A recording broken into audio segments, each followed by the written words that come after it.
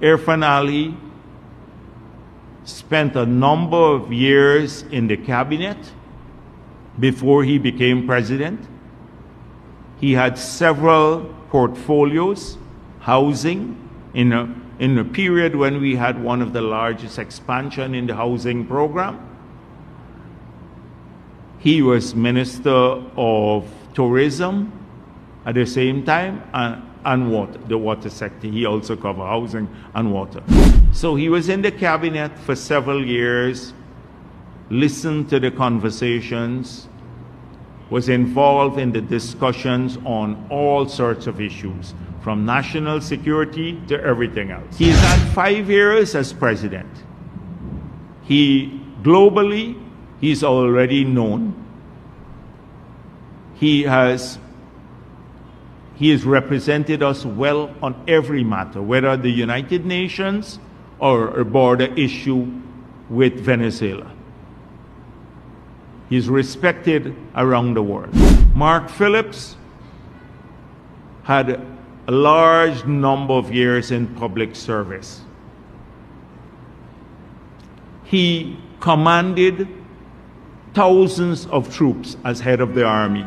He's been prime minister for 5 years with substantive portfolios. So we have now Mr. Norton. Norton, in the last government, which was the pinnacle of his government position, was some advisor on empowerment. I don't think he even had an office under the Granger administration. He used to be seen around different places, but I don't think he even had a permanent office. Never managed any large-scale tasks. Never had to implement anything.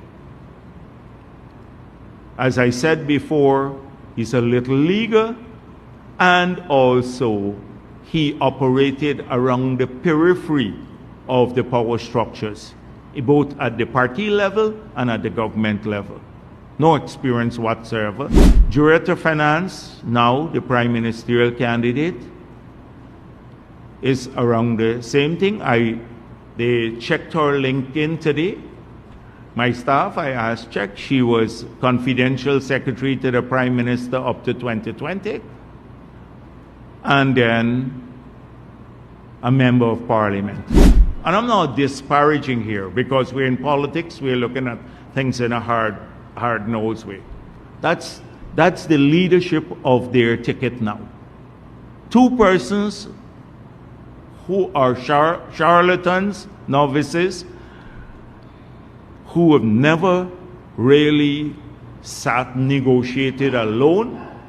They have never engaged in politics at even a major level. Look at the support team that they have. It's Paul and the others. Look at Irfaan's support team, his ministers and everybody else, with years of technical and political experience. Amanza Walton was a staff at the Civil Aviation Authority before 2020. Ed Jill said when she was terminated, she started working there in 2013 under President Ramatara. She had 25 violations in her the human resources file, and since then, member of parliament, who believes that Indo-Guyanese are mentally lazy. She said that openly. I'm not going to say what she called Afro-Guyanese, because I saw the story in Guyana Standard. You can read it yourself. Anog, if they even exist, they're hanging around the place. The guy there contested in New Amsterdam in his own constituency, where he is born, the head of Anog, and got 3 votes. VPAC, you know that, outside of the fuel trouble that he had in the last government, you check the Baltimore Sun article, and you will see his track record. Nigel Hughes, now who has become like pleader-in-chief, I see that, just pleading for a position in the coalition. From, I see a headline somewhere, I think it was Newsroom, from strong negotiator to pleading for a position on the ticket. That's it. He has nothing. Azruddin Mohamed, he has competency in smuggling gold and submitting false invoices. What other competency? No policy.